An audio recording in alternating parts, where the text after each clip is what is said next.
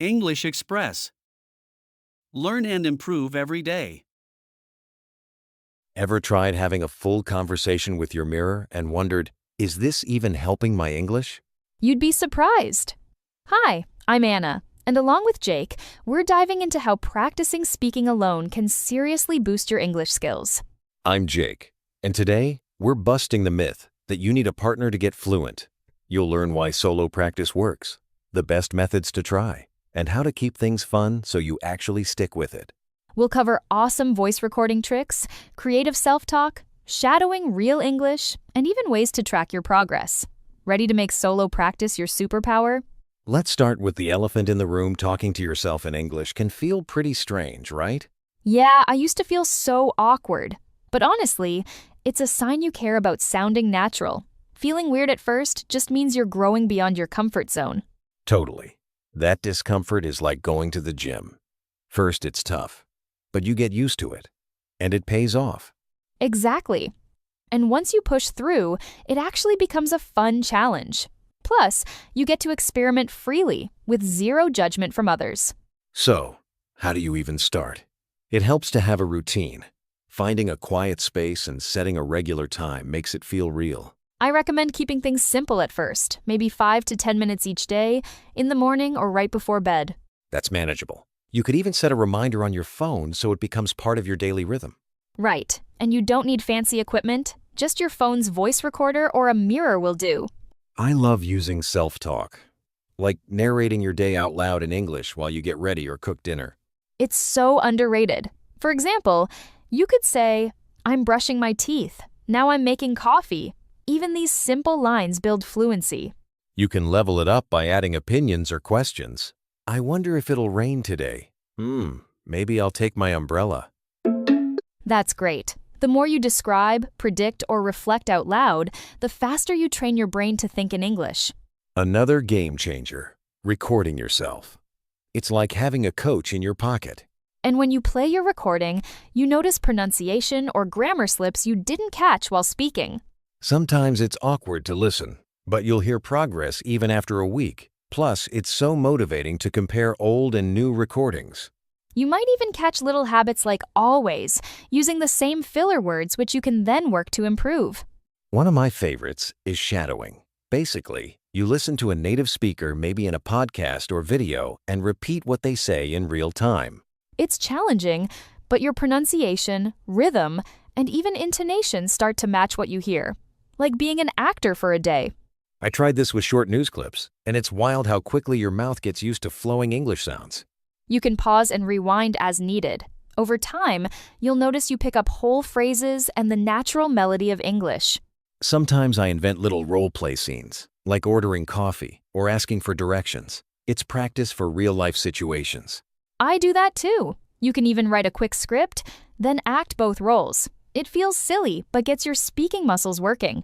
You'll feel more confident when a real situation comes up because you've already practiced those phrases. It's almost like building muscle memory, but for conversations. The words come to you naturally when you need them.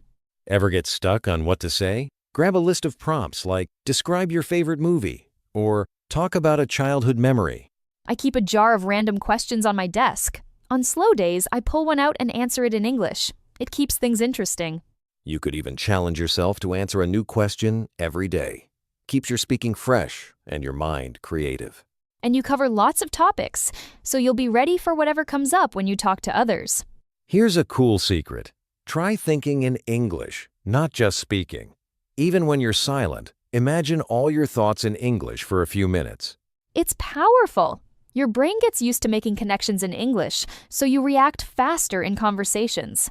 I started out by translating in my head, but the more I practiced, the more automatic it became. And soon, you'll notice you skip the translation step altogether. That's real progress.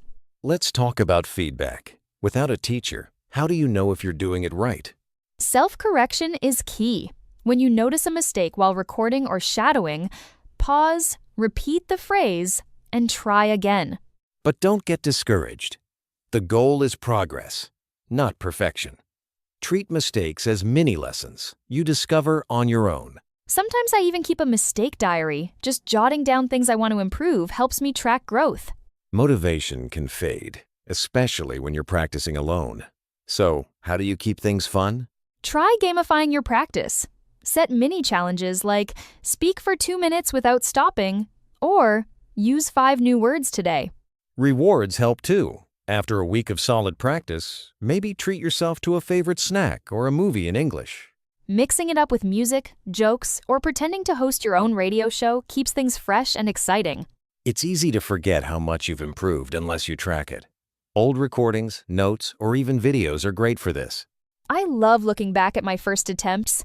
I used to sound totally different. Comparing now and then always boosts my confidence. You could even keep a simple journal marking what you practiced and how you felt after each session. Plus, seeing real progress pushes you to keep going, especially on those days when you doubt yourself. Have you ever hit a wall where you feel stuck, like you're not improving? That plateau is normal. Oh, absolutely. When that happens, I like to change things up, try a new prompt, record outside, or mimic a different accent.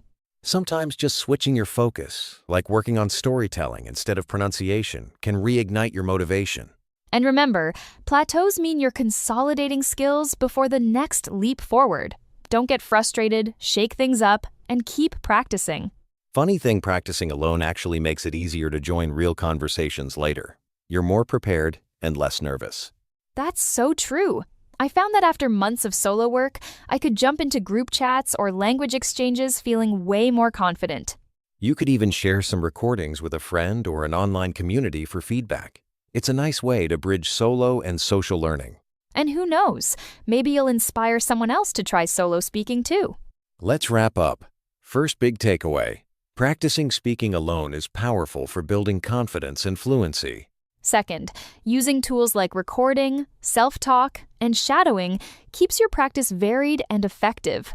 And third, tracking your progress helps you stay motivated even when it feels tough. If you're ready to start, try recording a 2-minute story about your day tonight. Listen back, jot down what you'd like to improve, and notice how you grow over time. Thanks for joining us. Keep practicing, keep speaking, and remember, every word you say gets you closer to fluency. See you next time. Bye for now. And don't forget, you're never truly alone on your English journey. We're cheering for you all the way.